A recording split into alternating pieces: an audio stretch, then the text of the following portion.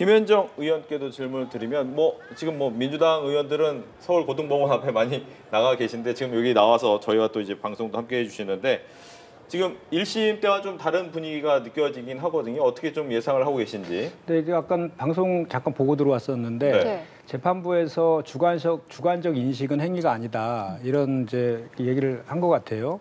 그것으로 봐서는 지금 고 김문기 씨를 몰랐다.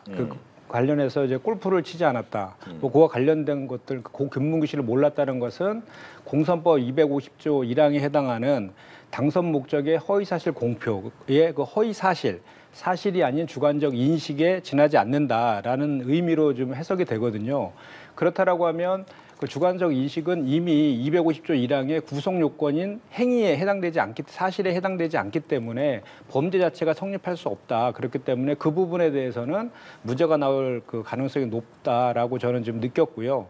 관련해서도 우리가 늘 비판해왔지만 그 당시에 대통령 후보였던 윤석열 후보 같은 경우에는 김만배 씨를 몰랐다라고 했거든요. 그거에 대해서 검찰에서는 바로 똑같은 논리로 주관적 인식이기 때문에 이것은 구성 요건에 해당하지 않는다 해서 각하 처분한 적이 있습니다. 그렇기 네. 때문에 이 부분에 대해서는 아마도 무죄로 판명이 나지 않을까라는 예상을 조심스럽게 해봅니다.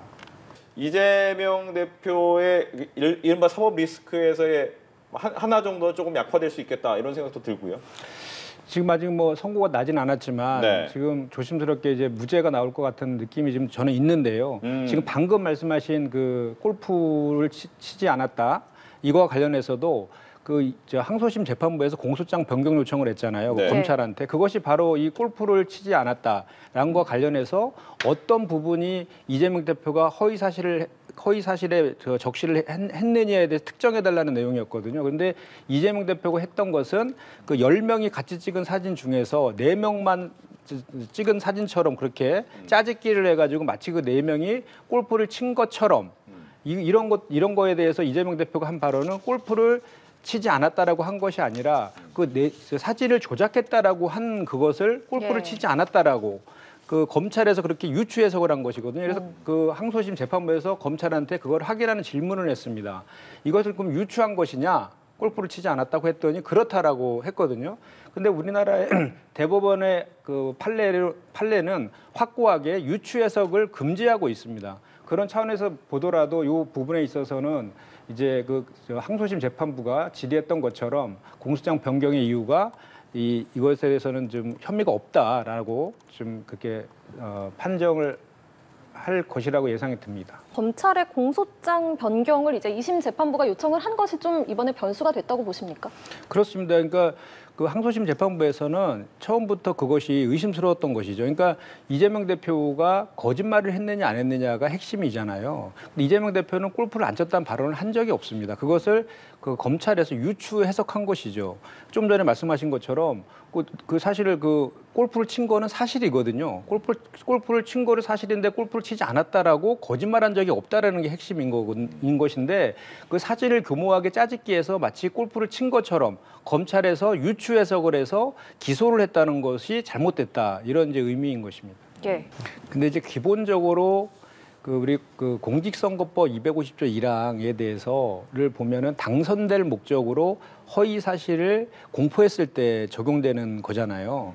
그러니까 일단은 이재명 대표 같은 경우는 낙선자입니다. 낙선자에 대해서 이렇게 대선 후보의 낙선자에 대해서 이렇게 징역형을 때린 선례가 없거든요. 그래 과도한 검찰의 표적 수사에 의한 정적 제거용 기소였다라는 게 이제 우리의 그동안의 주장이었는데 예. 실제로 그 범죄가 성립하기 위해서는 구성 요건에 해당하고 위법하고 책임이 있어야 되는데 그 구성 요건의 단계, 그러니까 250조 1항에서의 허위사실 공표로 처벌된 사례들, 유죄를 받은 사례들을 보면 거의 100%가 그 재산을 축소 신고한다든지 허위 경력을 기재한다든지 허위 학력을 기재한다든지 이런 거로 인해서 유죄 판결을 받았지 이런 주관적 인식 자체는 그 허위 사실이라는 사실 자체에 해당되지 않기 때문에 범죄가 성립 자체가 안 된다라는 것입니다. 그리고 그 논리로 당시 윤석열 후보는 검찰에서 각하 처분을 했다는 것이죠.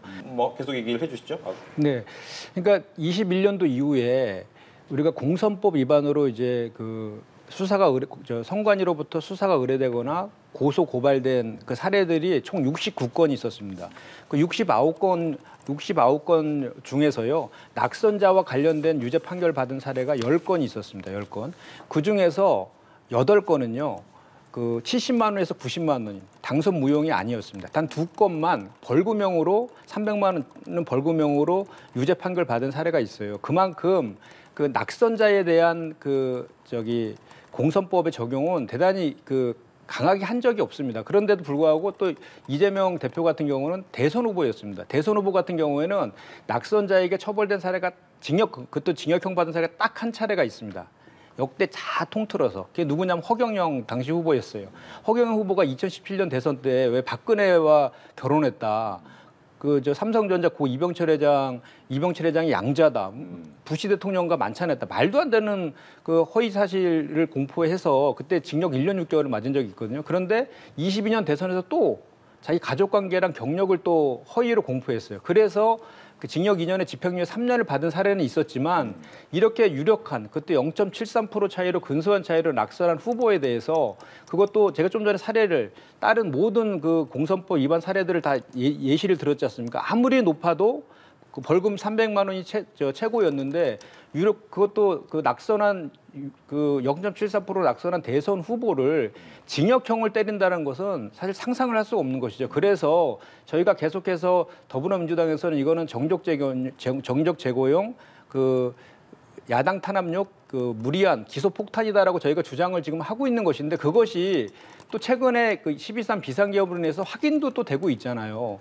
그 이재명 대표를 체포 대상 1순위, 수거 대상 1순위로 또 하기도 했고 또 이재명 대표와 관련해 가지고 그 이제 각종 그 검찰이나 이런 쪽에서 하는 그런 행태들을 본다 그러면 너무나 편파적으로 윤석열과 김건희 여사 관련된 의혹에 대해서는 다 무혐의 종결 처리하면서 이쪽으로 편파적으로 하는 것들에 대해서 국민들께서 다 지켜보고 계시거든요. 그래서 지금은 윤석열 그 정권이 검찰공화국이라는 얘기까지 지금 나오고 있는 그런 실정 아닙니까? 그런 차원에서 봤을 때 이 기소 자체가 저는 무리했다라고 생각을 지울 수가 없습니다. 자, 이재명 대표가 항소심 재판부에 이 공직선거법상 허위사실 공표죄가 위헌이라면서 위헌 법률심판 제청을 2차례나 하지 않았습니까? 네. 이 부분에 대한 민주당의 입장도 듣겠습니다. 그것은 250조 1항이 이제 우리 헌법상에 그 규정하고 있는 표현의 자유를 너무 과도하게 제한하고 있다. 그래서 그런 지적들은 그전에도 많이 있었습니다. 그러니까 선거라는 것이 민주적인 절차에 의해서 유권자의 선택을 받는 과정인데 거기에서 너무 과도하게 저희가 지금 되게 이제 포지티브 방식의 규제를 하고 있거든요. 어떤 것을 나열하면서 이것은 안 된다라는 네거티브 방식으로 규정하면 선거운동하기가 편한데 그냥 구체적으로 어떤 것은 안 된다라는 규정이 없고 모든 게 검찰과 법원의 기소와 재판을 통해서 확인하게끔 되어 있으니까 이것은 너무 과도한 규정 아니냐. 그리고 선진국에서 그래서 이런 나라도 많이 있거든요. 그러니까 오히려 이런 조항이 없고 그것 또한 우리가 이제 후보자가 출마할 때 보면 범죄 경력이라든지 이런 것들을 다 기재하게 되어 있잖아요. 공보물에. 그런 걸 보고 유권자가 판단하게 하자라고 하는 입법례도 많이 있거든요. 그런 차원에서의 이제 이혼심판 제청을 한 것이고 예. 그것은 이미 다 판단이 끝난 거기 때문에 이 지금 항소심 재판과는 상관이 없다. 이미 재판 지연은 이재명 대표가 할 수가 없죠. 다 재판부에서 다 결정하는 일정표에 따라서 지금까지 한 것이고 우리가 이재명 대표가 법정에 출두 안 하거나 그런 적이 없지 않습니까? 그러니까 정당한 피고인의 입장에서의 방어권을 행사하는 그 범위 안에서 지금 다 진행되고 있는 것이고 오히려 지금 김 의원님께서 말씀하신 것들은 이번에 탄핵 심판 관련해 갖고 윤석열 대통령에서 정말 수령도 거방부터 해서 체포도 불응하고 이런 등등해서 엄청나게 합법적인 헌법 재판을 지연시키고 이렇게 하지 않았습니까? 그 과정에 또 국민의힘 의원들도 많이 거기에 동조도 하셨고 그 문제가 저는 오히려 더 큰 문제다라고 생각합니다. 그리고 지금 이재명 대표 같은 경우에는 그동안에 5건에 걸친 이제 기소 폭탄을 통해서 재판이 진행 중에 있지만 그건 전부 다 보면 전부 내용들이 하나하나 제가 시간상 다는 말씀 못 드리겠지만 대부분이 경찰에서 무혐의 처분됐던 거를 검찰에서 그 정권이 바뀌면서 재수사해 갖고 기소한 것들이 많습니다. 그 안에도. 그리고 처음에 시작했던 의혹을 제기해서 시작했던 수사들이 전부 다 변질돼 가지고 다른 사건으로 기소된 것도 많잖아요. 원래 우리 뭐 대북 송금 사건 같은 경우도 원래는 뭐 변호사비 대납권으로 막 수사하다가 갑자기 대북 송금권으로 막 변질되고 막 그렇게 됐거든요. 그리고 대장동 사건 같은 경우도 처음에는 유동규가 횡령과 배임으로 기소돼서 재판 중인 것을 정권 바뀌면서 갑자기 수사검사 바뀌면서 정진상 그리고 이재명 대표로 바뀌어버린 거예요. 그래서 그때 뭐 유동규가 구속 상태에서 플리바게닝 정황이 있어서 지금 본인의 형량을 낮추기 위해서 지금 계속 검찰 측의 입장을 대변하고 있다. 이런 그 비판도 지금 같이 지금 있으면서 재판이 진행 중이다라는 것이죠. 그러니까 그런 식의 그 5개가 하나하나가 다 그런 식입니다. 그렇기 때문에 우리 민주당 입장에서 보면은 다시 한번 얘기하는 거지만 0.73%로 낙선한 그 정적에 대한 재고용으로 지금 하는 것이다. 그리고 지금 현재 탄핵 심판과 관련해서 뭐 결과는 아직 나오진 않았지만 대부분의 국민들이 뭐 여론조사나 이런 걸 보면은 탄핵이 될 것이다라고 많이 예측들을 하고 계시잖아요. 그럼 그거와 관련해서도 지금 그 윤석열 측이라든지 또는 국민의 입장에서는 오로지 그 반대쪽에 이재명이라는 사람을 세워놓고 이재명을 공격함으로 해서 물타기를 계속 하고 있는 것이고 파면이 된 이후에까지 감안해가지고 대선 국면에서 이재명을 계속해서 악마화 시켜가지고 결국 이재명 대표의 재판과 탄핵 심판을 연계시켜가지고 최대한 시간을 지연시켜서 대선에 영향을 미치려고 하는 그런 의도가 악의적인 의도가 너무 깔려 있다라는 그 비판적인 시각이 지금 얼마나 많이 있습니까? 그런 차원에서 이런 식으로 계속해서 그 국민의힘에서 그 정략적으로 그 대선의 유불리만 가지고 계속해서 접근한다라고 하면 그거에 대한 국민적인 심판 훨씬 더 혹독할 것이다. 저는 그렇게 예상을 합니다. 예. 국토부 요구에 따라 변경에 따른 해석으로 가능하다라고 이야기를 했거든요. 네. 먼저 얘기해 주실까요? 네, 저것도 그 검찰에서 짜집기 기소했다라는 게 저희의 주장이었거든요. 무엇이냐면 2가지의 발언이 있었던 겁니다. 이재명 대표가 이제 성남시에 5개의 공공기관이 있었는데 국토부에서 수차례 공문을 보내와서 그 5개의 공공기관의 용도 변경을 하지 않으면 직무유기로 문제 삼을 수 있다라고 한 발언이 협박으로 느꼈다. 라는 게 하나가 있는 거고 예. 또 다른 발언이 하나가 있습니다. 그러니까 식품연구원. 저 백현동이 그 식품연구원 부지였거든요. 식품연구원에서 공문을 보내와서 용도 변경을 해달라고 했는데 그것은 정당한 요구였기 때문에 수용했다. 이 발언이 2개가 있는 거예요. 근데 그것을 검찰에서 짜집기란 겁니다. 어떻게 짜집기를 했냐면 국토부에서 식품연구원 부지를 용도 변경해주지 않으면 직무유기로 문제 삼을 수 있다라고 했다. 이렇게 짜집기를 한 거예요. 서로 다른 얘기거든요. 그렇기 때문에 지금 법원에서 그 내용에 대해서 제대로 좀 판단한 것 같고 또 이재명 대표가 이런 저 주장을 하잖아요. 그러니까 그 협박이라는 것도 사실 압박이라는 의미였는데 아니 저기 국토부에서 저 지자체에다가 그것도 저 광역도 아니고 지자체에다가 그 공문을 수차례 붙여서 용도 변경을 해달라고 하는데 그것을 그 협박이라고 압박이라고 느낄 수 있는 거 아니냐. 근데 다만 자기가 협박이라고 표현한 것에 대해서는 그것이 그 가장된 표현일 수도 있고 또 순간적인 실수를 한 발언일 수 있지만 그 발언이 거짓말이다라고 하는 것은 아니다라는 주장을 한 것이거든요. 그것을 재판부에서 받아들인 것 같습니다. 1심 재판부와 2심 재판부 판단이 좀 상당히 지금까지 보기에는 많이 다른 것 같습니다. 네. 이 배경은 뭐라고 보시는지? 저는 이제 3가지로 요약하면은 3가지로 요약할 수 있다고 보는데 첫 번째는 검찰의 무리한 표적 수사에 기반한 그 기소였다. 그리고 1심에서는 잘못된 사실관계에 터잡은 법리외의 판결이 있었다라는 것이 하나가 있고 또 하나는 공직선거법 250조 1항에 대해서 그 처벌할 수 있는 그러니까 당선될 목적으로 허위 사실을 공표한 이런 건데 허위 사실에 대해서 허위 사실이 무엇이냐에 대해서 그 법에 규정되어 있거든요. 아무데도 해당될 수도 없는데 그중에 행위라는 예시가 하나 있습니다. 예시, 행위. 이것을 행위라라고 허위 사실에 대해서 행위라라고 해서 그 검찰에서 기소를 한 것인데 예. 행위라는 것은 아까도 제가 말씀드렸지만 허위의 경력이라든지 학력이라든지 재산 축소라든지 뭐 이런 것들 관련된 것들을 그 행위에 해당된다고 할 수 있는데 여기에서는 주관적 인식이지 않습니까?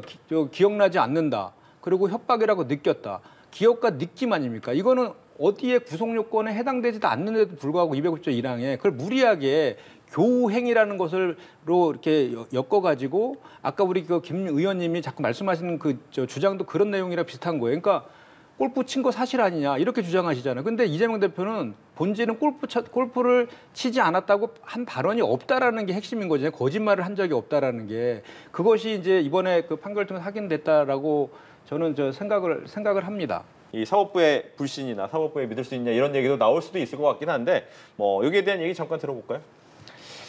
그래서 최근에 이제 그 저희 더불어민주당에 있어서 비판한 것 중에 하나가 이제 그 윤석열 그 내란 그 수계 피의자에 대해서 피고인에 대해서 법원에서 구속 취소를 결정했었잖아요. 그것도 70년 역사상 한 차례도 없었던 구속기간의 산정을 날이 아닌 시간으로 함으로 인해서 그거에 대해서는 그 대법관이신 법원행정처장도 즉시항고를 통해서 다퉈봐야 된다라고까지도 했었고 또 심우정 검찰총장도 이거 법원의 판단은 잘못됐다라고 하면서 일선 경찰청 즉시항고는 또 포기했죠. 그래서 비판을 받고 있었는데 일선 경찰청에는 다시 구속기간 산정은 날로 하라. 이렇게 공문까지 내려져 있는 이런 거와 관련된 것들이 오히려 더 우리 그 사법부의 불신을 가져오는 중요한 사례라고 저는 좀 생각을 하고 그리고 이제 그 이재명 대표와 관련된 재판인 경우에는 아까 제가 여러 가지 사례를 통해서 말씀드렸지만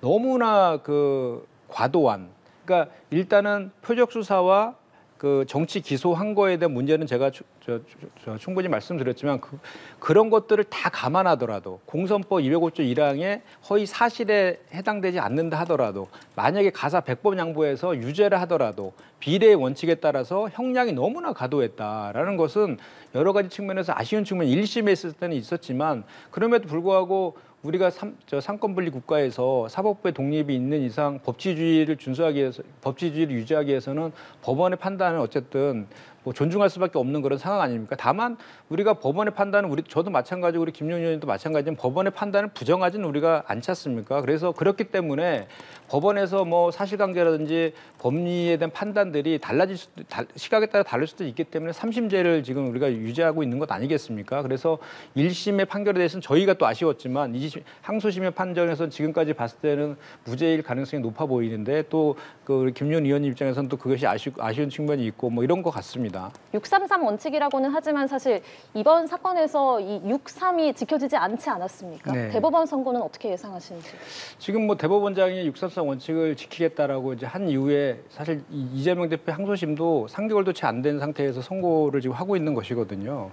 그래서 이제 저 6월 26일까지 이제 그 3개월이 되는 것인데 그 이전에 뭐 그 선고를 하든 안 하든 간에 기본적인 절차들은 있으니까 그 절차를 밟고 이제 대법원이 이제 그 저걸 할 것인데 만약에 항소심에서 무죄가 나온다면 지금 국민의힘에서도 계속해서 빨리 선고해라라고 하는 것이 유죄가 나올 것을 전제로 해서 이재명 대표에 대한 대선 자격에 대한 시비를 걸기 위해서 그랬던 거 아닙니까 의도가. 근데 이제 여기서 무죄가 나온다라고 하면 이제 그런 주장들도 안 하실 것 같고요. 그리고 대법원 같은 경우는 법률심이기 때문에 사실관계를 다투지는 않습니다. 근데 항소심은 지금 1심에 대한 사실관계를 다퉈가지고 법리를 바꾼 거잖아요. 지금 예. 나온 것까지만 보더라도. 근데 대법원에서는 그 법률심이기 때문에 해석만 하기 때문에 항소심의 결과가 바뀔 가능성은 대단히 희박합니다.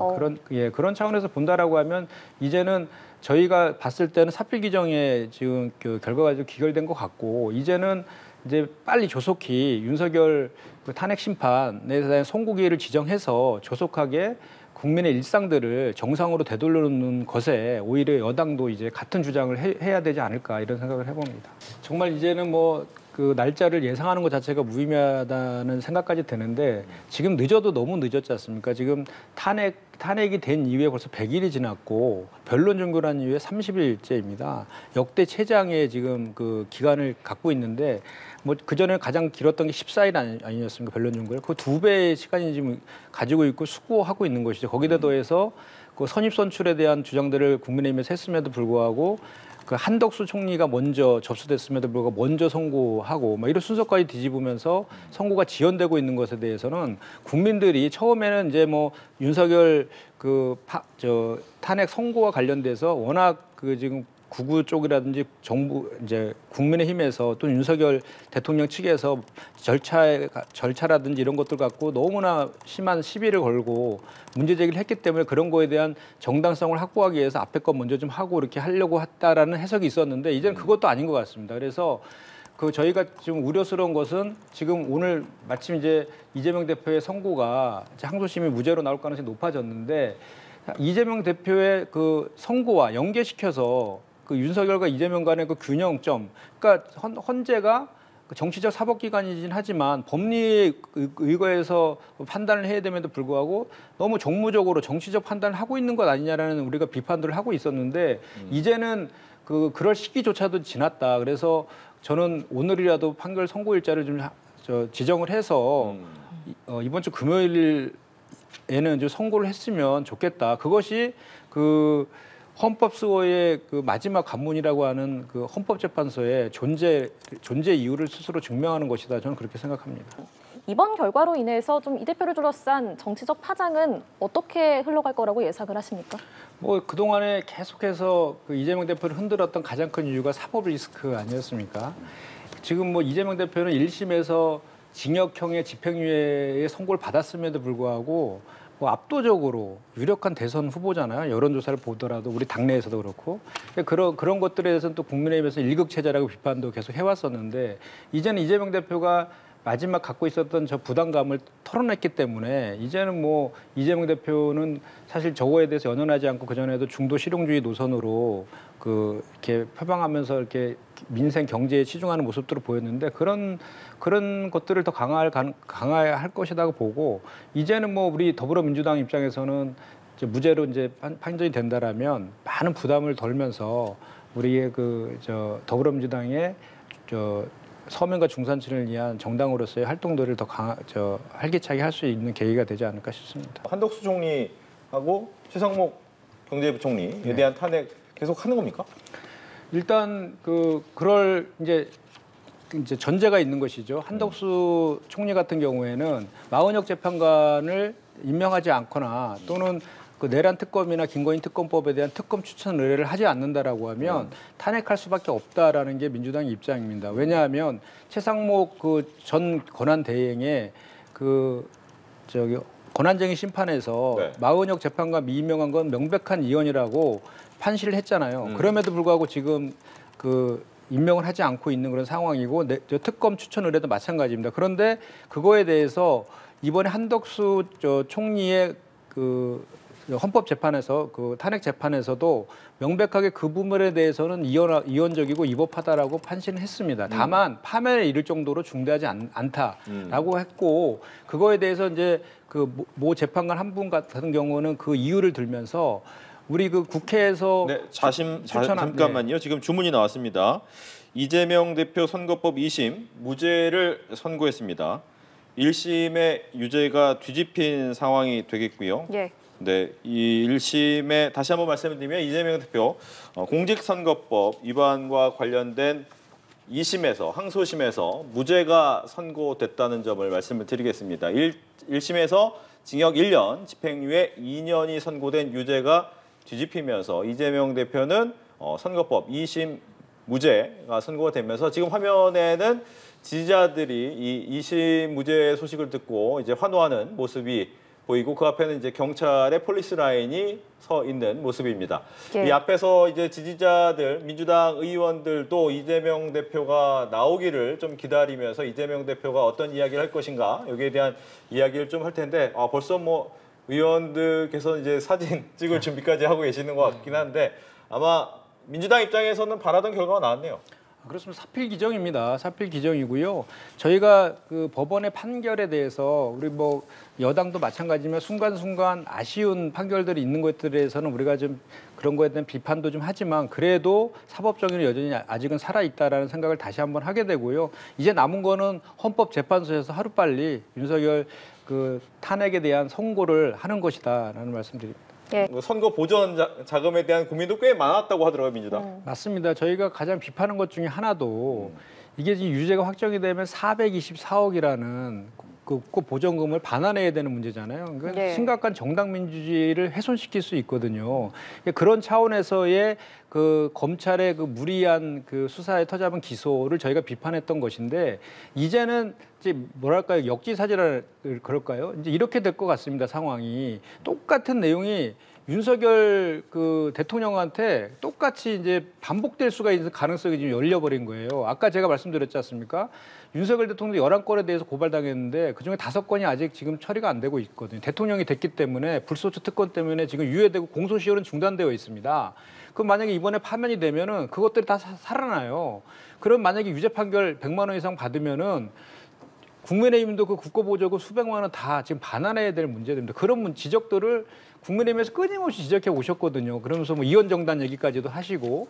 그래서 저는 좀 아쉬운 것이 뭐냐면 그전부터 늘 하던 얘기지만 정치적인 영역에서 발생한 문제들은 좀 정치적인 그런 역량들을 서로 발휘해가지고 정치적으로 좀 풀었으면 좋겠다. 이렇게 자꾸 정치의 사법화가 자꾸 진행될수록 국민들은 불안해하시고 모든 것이 그러면은 검찰에 지금 화면 예. 잠깐 이재명 대표의 발언에 대해서 이제 좀 총평을 듣겠습니다. 민주당 먼저 얘기해 주시죠. 네, 아까 제가 말씀드린 것처럼 사필 규정이란 말이 정확히 맞는 것 같고요. 그동안 정말로 그 정적 제거용 표적 수사, 윤석열 검찰에서 해왔던 그런 무리한 기소 이런 것들이 하나씩 이제 제자리를 찾아가고 있다라고 저는 생각을 하고 이제는 정말 그 헌재에서 빨리 탄핵 선고를 함으로 인해 가지고 분열된 국론을 하나로 통합해서 지금 아까 말씀하신 것처럼 산불이라든지 또는 뭐 민생 경제라든지 외교 안보 측면에서의 우리 지금 그동안 퇴행했던 많은 부분들 그리고 법치주의 민주주의를 회복하는데 좀 우리 여야를 떠나서 다 좀 국민을 통합적으로 한 면으로 인해서 그런 문제를 해결하는 데 집중했으면 좋겠다 이 말씀을 다시 한번 드립니다. 윤석열 대통령의 탄핵 이제 심판에 대한 관심으로 좀 넘어갈 것 같은데 조금은 오래 되고 있잖아요. 기한이 선고가 좀 늦어지는 이유는 어디에 있다고 좀 보시는지. 그거는 일단은 지금 여러 건이 있지 않습니까? 과거에 비해서 헌법재판소가 판결해야 될 건들이 여러 건이다 보니까 좀 지연되는 것 같고요. 또 하나 이제 엄밀한 법리를 따지다 보니까 그런 게 아닌가 그렇게 생각하고 있습니다. 네, 어떻게 생각하십니까? 아까도 잠깐 말씀드렸지만 정치적 판단을 좀 과도하게 하는 거 아닌가라는 좀 우려를 좀 갖고 있습니다. 이제는 변론 종결은 30일 됐거든요. 이제는 충분하게 숙고했고 이제는 선고할 때가 충분히 되었다라고 생각하고 뭐 이미 그 한덕수 그 총리의 탄핵 심판을 통해 가지고 그 뭐 내란죄를 철회했다 이런 것들이 가까 사유가 아니다라는 것은 거기서 판단하지 않음으로 인해서 확인도 되었거든요. 그래서 뭐 이렇게 그 절차적인 정당성과 관련된 그런 문제들도 그 대부분이 이제 의혹이 해소가 많이 되었기 때문에 이제는 이게 22.3 비상계엄이 이원적이냐 위법하느냐 요 판단만 하면 되는 것인데 그와 관련돼서는 뭐 온 국민이 계엄군이 국회와 선관위를 침탈하는 강경을 다 목도했기 때문에 충분히 5가지 소추 사유에는 모든 것이 해당된다. 거기다가 한덕수 총리가 국무회의 또 열리지 않았고 이런 발언도 했고 구체적으로 한덕수 총리가 그 계엄 선포와 관련해서 공모하거나 적극적으로 가담하지 않았다는 것까지도 사실관계를 통해서 확인이 되었거든요. 그렇다면 역으로 보면 그 비상계엄의 모든 그 과정들을 윤석열 대통령이 다 주도했다라는 게 또 반증이거든요. 그렇기 때문에 이제는 그 헌법재판관들도 이제 조속하게 선고일 잡아가지고 선고를 하는 것이 그 국민에 대한 그리고 또 헌법재판소의 존재 의무를 다하는 것이다 이렇게 생각합니다. 이렇게 볼게요. 윤석열 대통령 탄핵 심판은 이번 주에 나올 수 있습니까? 어떻게 예상하십니까? 나와야 된다고 생각합니다. 지금 벌써 우리가 14일 날 할 것이다, 21일 날 할 것이다 라고 했는데 벌써 이제 내일 모레면 28일 아닙니까? 네. 그러니까 28일 날 뭐 이번 주에 28일 날 안 된다는 근거로 뭐 내일 목요일 날 정기적으로 하는 헌법소원 관련된 그 선고들이 매월 있어 와서 네. 뭐 이틀 연속 선고하기는 쉽지 않을 것이다 이런 예상들을 하던데 그런 원칙들은 이미 다 많이 다 깨져 버렸습니다 이미. 그래서 이제는 이재명 대표 선고도 이제 끝났으니까 네. 윤석열 대통령에 대한 탄핵 선고도 조속히 마무리하는 게 맞다 이렇게 생각합니다. 반면 또 민주당에서는 보이지 않는 손이 작동하는 것이 아닌가 이런 우려, 이런 주장도 나왔거든요. 이 부분은 어떻습니까?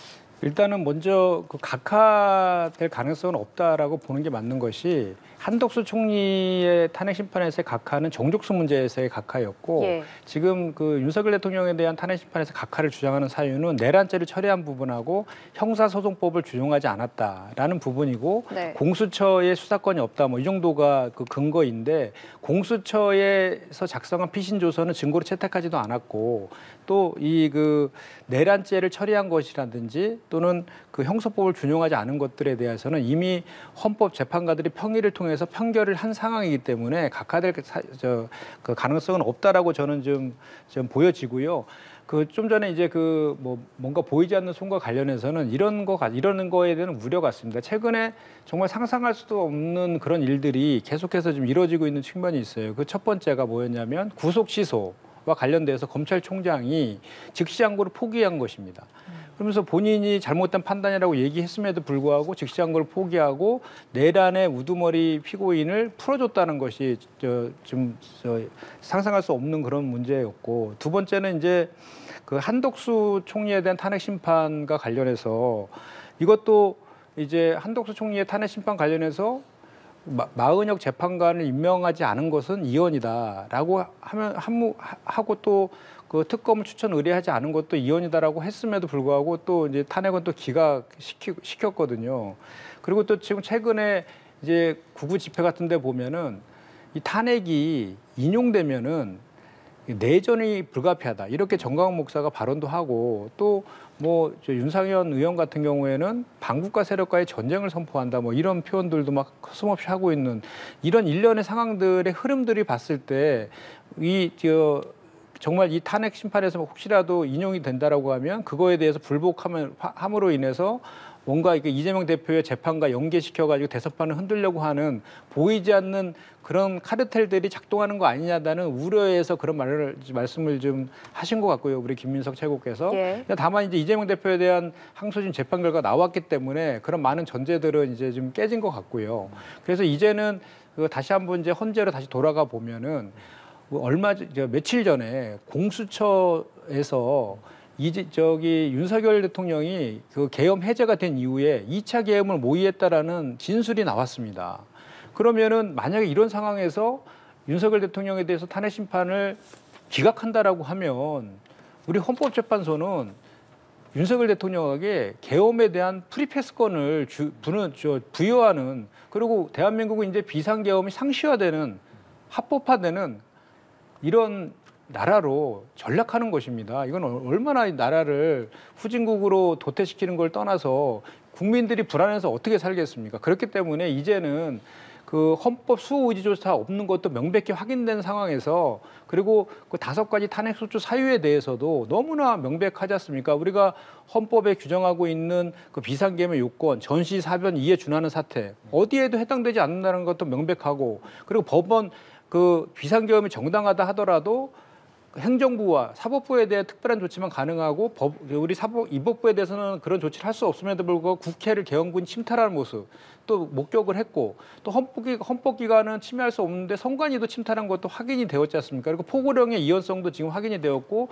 국무회의 절차적인 그것도 갖추지 않았다는 것까지도 한덕수 총리로부터 지금 확인되고 있는 이런 상황이라서 어떤 부분에 있어서 과연 이게 기각의 사유가 될 것인지가 오히려 기각 사유를 찾는 것이 정말 어렵습니다. 그렇기 때문에 오히려 이제 거기에 더해서 헌법 수호지가 있느냐도 대단히 중요한 판단의 근거인데 그것까지도 이제 근거가 나타났단 말이죠. 그렇다라고 하면 헌법재판소에서는 87년 체제에 그런 박정희 전두환의 그 이원적인 비상계엄 이후에 그 태동된 헌법재판소의 소임을 다하기 위해서라도 저는 빠르게 선고도 하되 선고도 그 내용도 지금 파면을 해서 빨리 국정을 안정시키는 쪽으로 하는 것이 헌법재판소의 존재 이유다. 저는 그렇게 생각합니다.